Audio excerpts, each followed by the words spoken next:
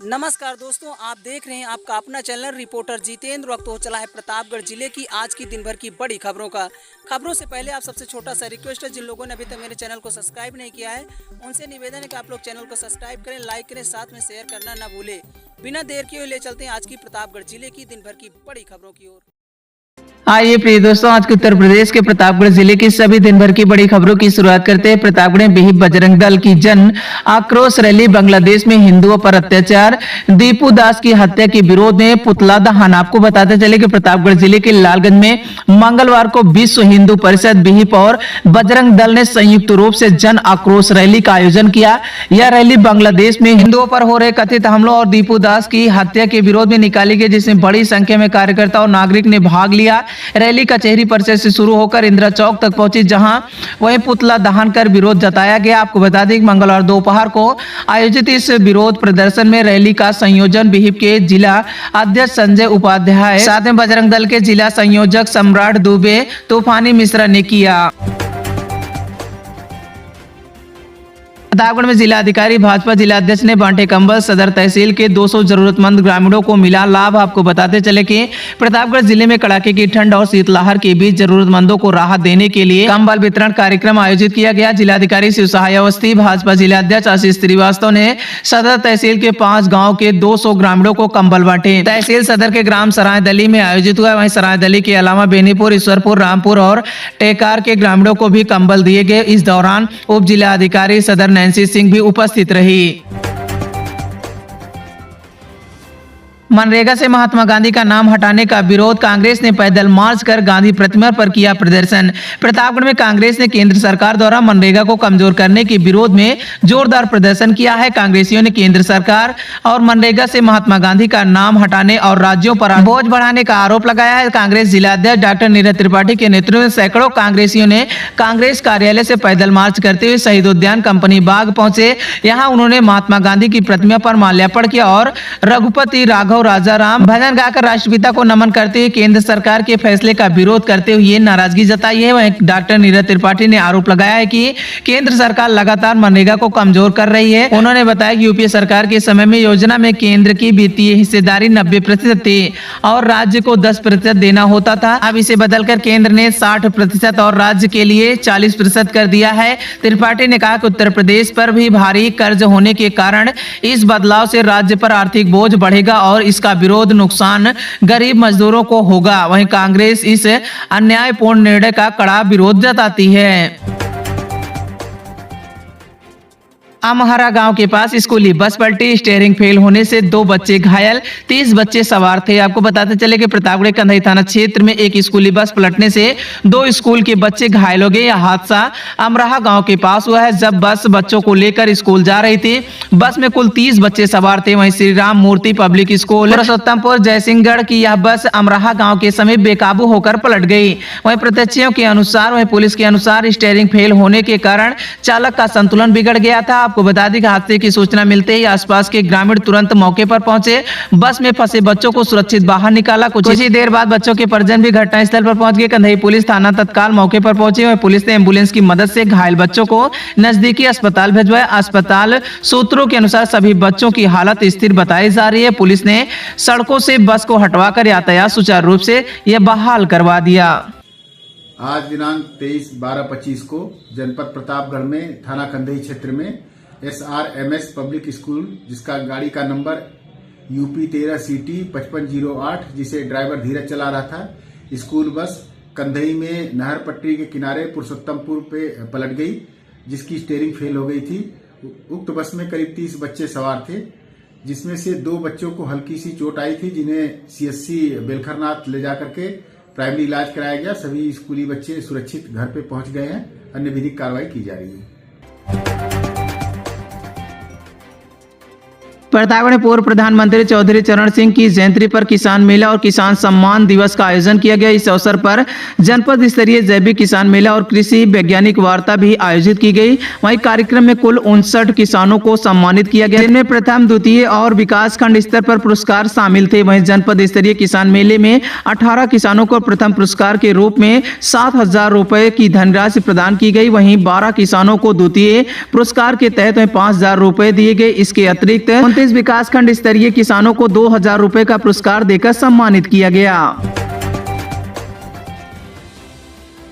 प्रतापगढ़ के सांगीपुर थाना क्षेत्र में युवक की हत्या के मामले फरार चल रहे नामजद युवक को पुलिस ने आज गिरफ्तार कर जेल भेज दिया। यह गिरफ्तारी 7 दिसंबर को हुई घटना से संबंधित है, जिनमें लखनपुर सोर गांव निवासी एक युवक की लाठी डंडे से पिटाई के बाद इलाज के दौरान उसकी मौत हो गई थी। मंगलवार सुबह सांगीपुर पुलिस ने फरार 5वें आरोपी अनुज यादव पुत्र शिव भजन यादव को लखनपुर सोर गाँव के पास से लखनपुर मोड़ से पकड़कर जेल भेजा।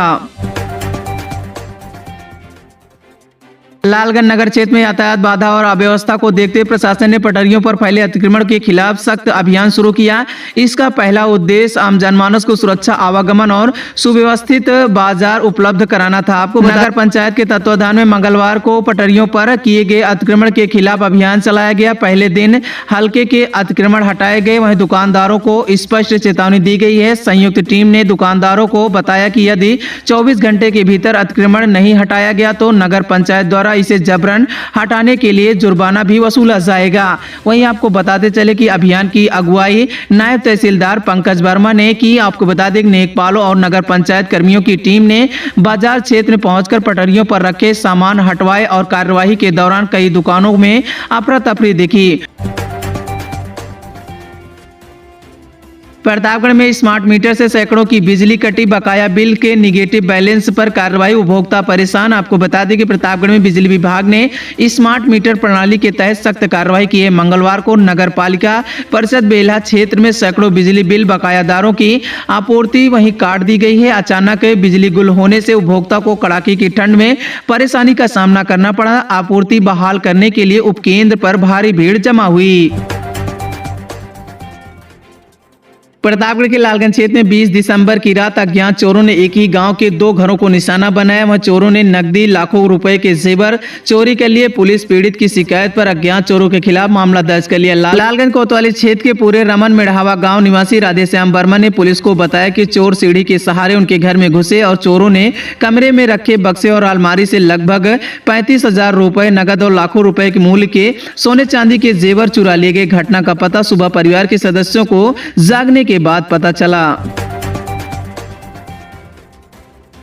शराब के नशे में बेटे ने मां बहन को पीटा, वहीं छोटे बच्चों को भी किया घायल। पुलिस शिकायत दर्ज कर जांच शुरू कर दी। पट्टी कोतवाली क्षेत्र के कस्बा कुमिया में एक बेटे ने शराब के नशे में धुत होकर अपनी मां बहन को और छोटे बच्चों के साथ मारपीट की, जिससे वह सभी घायल हो गए। पीड़ित परिवार ने मंगलवार शाम पुलिस में शिकायत दर्ज कराई। धर्मराज नामक व्यक्ति ने पट्टी पुलिस को दिए गए प्रार्थना पत्र में बताया कि उसका बेटा शराब का आदी है, अक्सर नशे में आता है और कई बार समझाने के बावजूद भी वह नहीं माना। मंगलवार शाम को जब वह शराब पीकर घर आया तो उसकी पत्नी बेटे की मां ने उसे समझाने की कोशिश की। इस दौरान बेटे ने गाली गलौज करते हुए अपनी मां, बहन और घर में मौजूद छोटे बच्चों के साथ मारपीट शुरू कर दी। इस मामले में मां और बहन बच्चे घायल हो गए।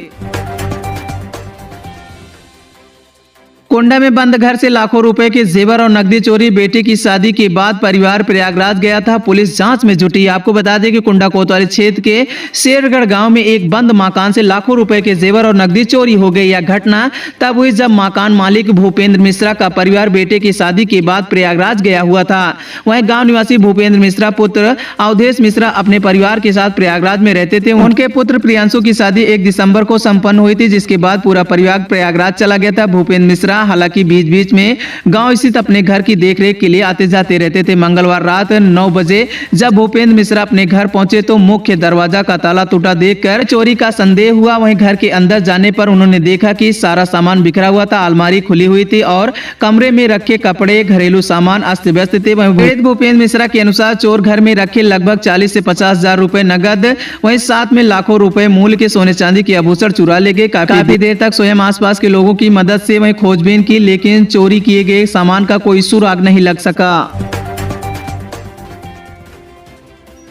उधारी न देने पर दुकानदार महिला व बच्चों से मारपीट, धंधुई में दुकान खोलने से मना करने पर घर में घुसकर पीटा, तहरीर दी। आपको बता दें कि पट्टी कोतवाली क्षेत्र में ढिंदुई गांव में वहीं दुकानदार महिला और उनके बच्चों से मारपीट का मामला सामने आया है। जोहरा बानो नामक की महिला ने पुलिस को तहरीर देकर आरोप लगाया है कि उधारी न देने और रात में दुकान खोलने से मना करने पर कुछ युवकों ने उनके घर में घुसकर मारपीट की है, जिसमें महिला और उसके 3 बच्चे घायल हो गए हैं। जोहरा बानो के अनुसार वह अपने घर पर ही किराने की दुकान चलाती है। सोमवार शाम करीब 4 बजे गांव का एक युवक उसकी दुकान पर पहुंचा। उधारी मांगने लगा। उधारी न देने से मना करने पर युवक ने काफी देर तक हंगामा किया, जिसके बाद आसपास के लोगों के समझाने के बाद वह वापस चला गया। रात करीब 11 बजे के बाद वही युवक अपने अन्य साथियों के साथ जोहरा बानो के घर पहुंचा और जबरन दुकान खोलने का प्रयास किया। जब उन्होंने इसका विरोध किया तो आरोपी ने उनके बेटे समर का गला दबाकर पीटना शुरू कर दिया। वहीं समर के चिल्लाने पर जोहरा बानो और उनकी 2 बेटियां बाहर आई तो आरोपियों ने उनके साथ भी मारपीट की। थाना पट्टी पुलिस ने दुष्कर्म और पॉस्को एक्ट से संबंधित एक बाल अपचारी को हिरासत में ले लिया। उसे न्यायालय में पेश किया गया है। यह कार्यवाही थाना प्रभारी अभिषेक कुमार सिरोही के नेतृत्व में की गई। उप निरीक्षक सचिन कुमार, उनके सहयोगी सोनू कुमार वहीं सादे कपड़े में वहीं क्षेत्र की निगरानी कर रहे थे। वांछित अभियुक्तों की तलाश कर रहे थे। मुखबिर की सूचना पर थाना पट्टी में धारा 137/2 BNS के तहत दर्ज दुष्कर्म के मामले में संबंधित इस बाल अपचारी को पुलिस ने अभिरक्षा में ले लिया। प्रतापगढ़ के रमईपुर निवादा गांव में एक महिला का 72 घंटे बाद भी अंतिम संस्कार नहीं किया गया। वहीं परिजन हत्या का आरोप लगाते हुए आरोपियों की गिरफ्तारी पर और मुकदमा दर्ज करने की मांग पर अड़े रहे। पुलिस उन्हें समझाने का प्रयास कर रही। वहीं पट्टी कोतवाली क्षेत्र के रमईपुर निवादा में 40 वर्षीय यास्मीन पत्नी ननको शनिवार दोपहर अपने घर पर चारपाई पर मृत पाई गई थी। स्कूल से लौटी बच्ची ने घटना की जानकारी दी। सूचना पर पहुंची पुलिस ने शव को पोस्टमार्टम के लिए मेडिकल कॉलेज भेजा था। पोस्टमार्टम के बाद जब रविवार को शव घर लाया गया तो परिजन का आरोप है कि पुलिस ने पोस्टमार्टम रिपोर्ट में मौत का कारण स्पष्ट न होने की बात कहकर अभी तक मुकदमा दर्ज नहीं किया। इससे आक्रोशित होकर उन्हें अंतिम संस्कार करने से इनकार कर दिया।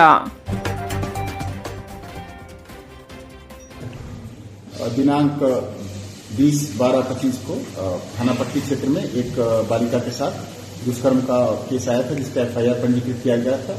उक्त अपराधी को लगातार तलाश की जा रही थी और वह इनामी अपराधी था। और आज आमापुर मोड़ के पास इंस्पेक्टर पट्टी द्वारा उसे रोकने का प्रयास किया गया, जिससे उसने गोली चलाई और पुलिस द्वारा डिफेंस में बचाव में गोली चलाई गई, जो उसके बाएं पैर में लगी है और उसको तुरंत अस्पताल में लाया गया और उसका इलाज चल रहा है। अन्य विधिक कार्रवाई की गई।